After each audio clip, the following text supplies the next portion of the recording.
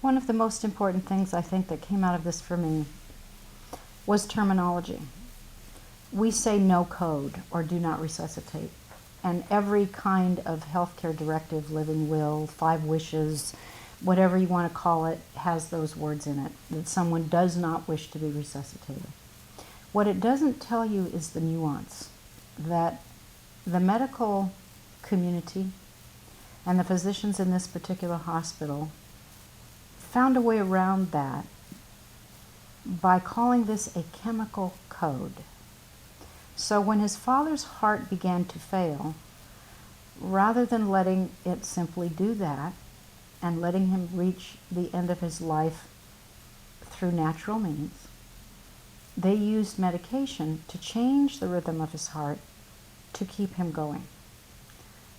We questioned for what purpose, because it gave him more days of being in this comatose condition on a respirator with everything in his body failing.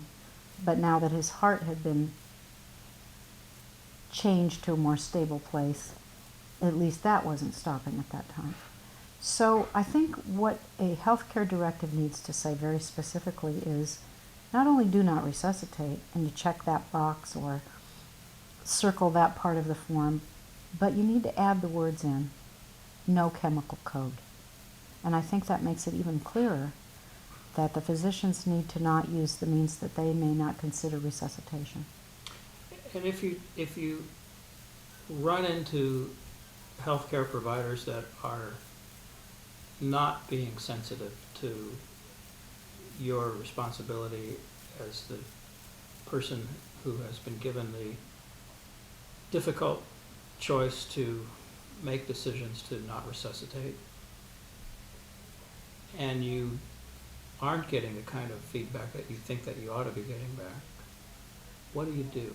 Who do you go? What's the next step up the chain of command to insist that your wishes for the person who is under care are in fact honored? I think it's And how long do you wait? I think it's important to find out information from the direct caregivers, and those are the nurses. In this instance, we had at least 4 or 5 different physician specialists who were involved. There was the surgeon, there was an internist, there was a kidney specialist, there was a pulmonary person. There were all these different doctors, each with their own special knowledge, and they were trying to work with one another in a distant way, but each of them was responsible for his or her own little piece of the picture. There is not necessarily always one physician in charge. All of them were in charge of something. But I think from one physician, it's very important to be quite direct and to say, I would like to know what you expect the outcome to be. I did ask that question of the surgeon at one point. And I said to him, I'm not sure what you expect the outcome to be, but I'd like to hear from you what you think are artificial means of keeping Joe alive. He couldn't get out of the room fast enough. This was a very uncomfortable area for him. Once there's enough information to know, then you have to ask another question. What do you think the outcome would be if you keep him going? And if you don't get a straight answer, I think you have to keep pushing until you do get a straight answer. The real straight answer was, he's not going to get any better. The best we could do would be hope to get him off the respirator, and that's not likely. And I think it's very hard to get that information because people don't want to tell you that. They don't want to upset you. They don't want to face it themselves that their treatment hasn't worked. But that's the part that you have to push. That's the part. And I think the other thing that I saw was that without having an advocate, when you go in the hospital, what are your chances of really getting what you need? And it's clear to me that without an advocate,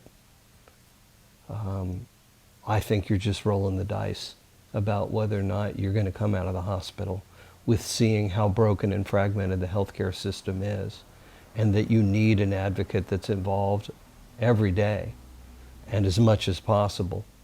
And I can remember, in fact, at one point where I slept in the hospital and I slept in the room with my father.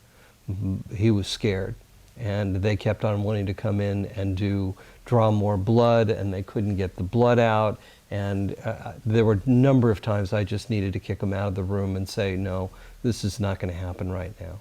And so one of the things that I see that is just mandatory for anyone that goes in the hospital is that someone needs to be identified as being the advocate.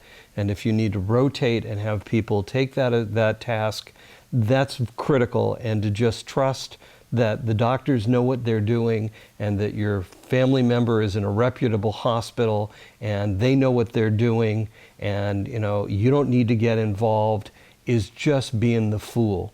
If you think that the outcome out of that is going to be that your loved one's going to walk out of that hospital alive. We need to break the process of our own denial and our own fears about our own mortality, and we've got to be willing to suck it up and basically start the dialogue with our aging parents. We're potentially going to be burdened to take in their honor and to talk about what their wishes are and what they want to do.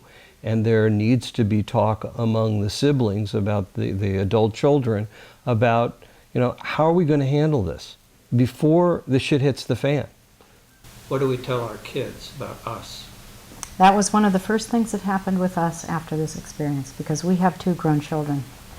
And I said to my kids, I hope you understand that Dad and I don't want artificial means. I don't know what drugs will be available by the time we get to the point, if we ever get to the point, where we're in a hospital and someone is making decisions about what to give us. But if my heart stops, and I'm 89 years old, I want you to let it stop.